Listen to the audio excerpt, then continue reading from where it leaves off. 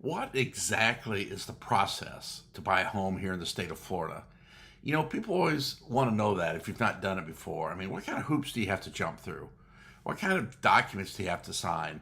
How long does it take? Who's charging you for what? Well, if you're a first time home buyer, you'll want to know these things. So today we're going to talk about the process of buying a home here in the state of Florida.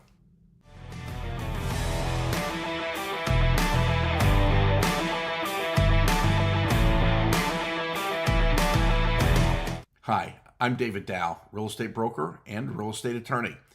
I've helped people here in the Central Florida area buy and sell houses for many years now.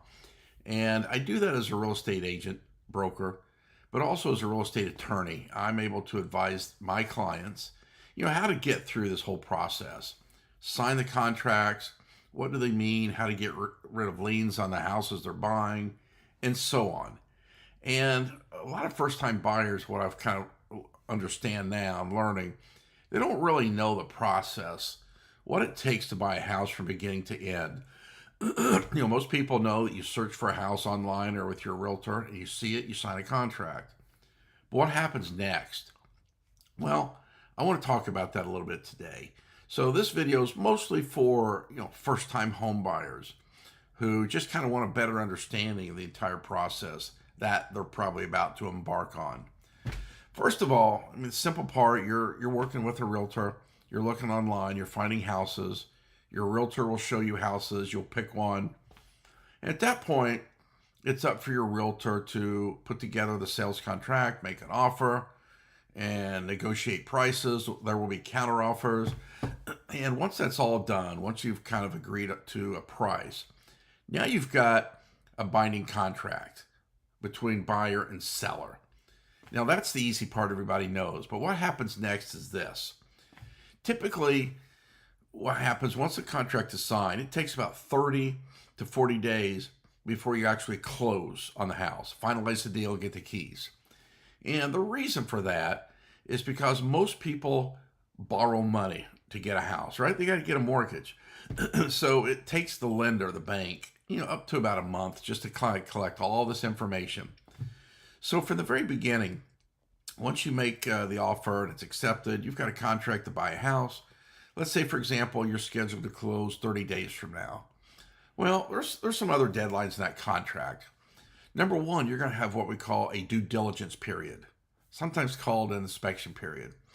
And that can be filled out, whatever your realtor and you agree on. Usually it's 10 to 15 days. It can be shorter, could be longer possibly, but let's say about 10 to 15 days.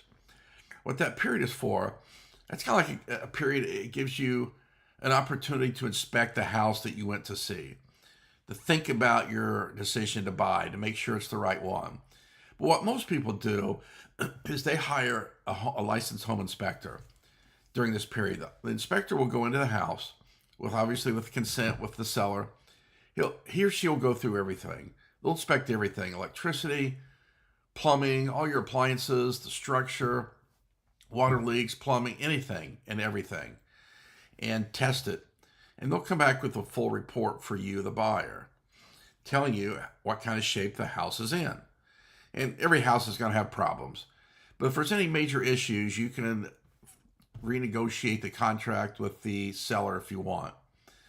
You can make seller fix certain things. I'm talking about major things. There's a major leak, the ceiling, the air conditioner's broken. Those things kind of need to be fixed by the seller before you close. But otherwise, you're on your own to fix them later. But then the contract moves on. During this time, the contract has been given to a title company or a law firm who specializes in title closings. And what they're doing, they're putting together all the documents that are necessary for you, the buyer, to legally take title to the property. They search the public records to make sure there's no liens or anything of that type on the house. If there are, we try to take care of those during this 30-day period. We make sure that seller's going to pay off the liens or somehow gets rid of them. So that's why it takes about 30 days. So once you've got the inspection and you're all good with it, then maybe 10 days later, that inspection period terminates. Now you're bound by the contract. Now you really within the first few days, you've also paid an escrow deposit, just like in good faith deposit to show you're serious.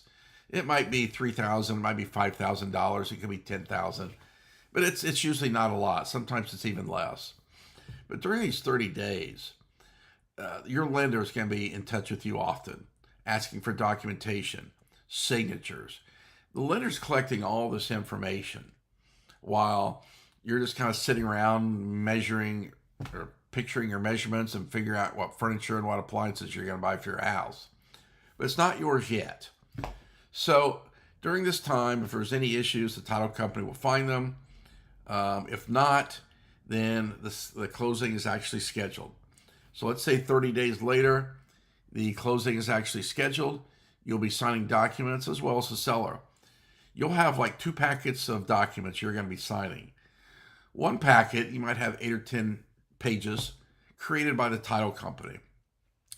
These documents are for you and seller to sign for the purpose of transferring title from the seller to you, the buyer.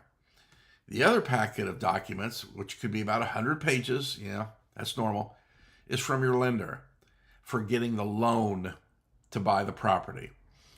So you go into the title company, or maybe you're doing it online, but most people are going into the title company. It might take them 45 minutes to an hour to sign everything. Once the sellers also signed everything on the day of closing, now the title company has all the documents they need. They can't give you the keys yet. What happens is, since you've got a loan, the title company has to send a copy of all your loan docs back to the lender. They'll email them for the lender to really quickly to look through to make sure they're all signed correctly. And if the lender says, yep, they're all signed correctly, then the lender will wire information, or wire the money that your loan that you're borrowing. They'll wire that to the title company. Once the title company gets that, pretty much the closing's done. At that point, the title company will hand you, the buyer, the keys. Title company will write or wire the proceeds to the seller for the sale proceeds. And you're pretty much done. The title company is also at that point, before they paid, for example, the seller, they're taking out money to pay anything that needed to be paid. If there's any liens that need to be paid off, maybe seller had a mortgage on the property, well, the title company will take money out to pay that in full. If there was any amount owed to the HOA, it's possible the title company takes that out and pays to the HOA. And there you go. That way you get the house free of liens. Now, what most people do, but not always, you also have the opportunity the day before the closing to go back to the house and do what we call a walkthrough. And the purpose of this is not to look for problems. The purpose of this is to see that the house, the home inside and outside, is in the same condition as it was when you first saw it and made the offer. So, for example, if you buy a house and you ask the seller to leave the refrigerator, washer, dryer, stove, microwave, which is normal, and you walk in on the day, the walkthrough, the day before closing, and you see one of those items are not there, you have an issue. That's for a different story. But that's what the walkthrough is for, just to confirm that everything is as is. There you go. I mean, once the closing is done, the house is yours. The title company will give you copies of all the documents you signed. And they'll also take the original deed and they will file that with the county you're in the clerk's office in the recording department. That's where the official records are. So once they file that, it's for the whole world to see, and that house is now yours.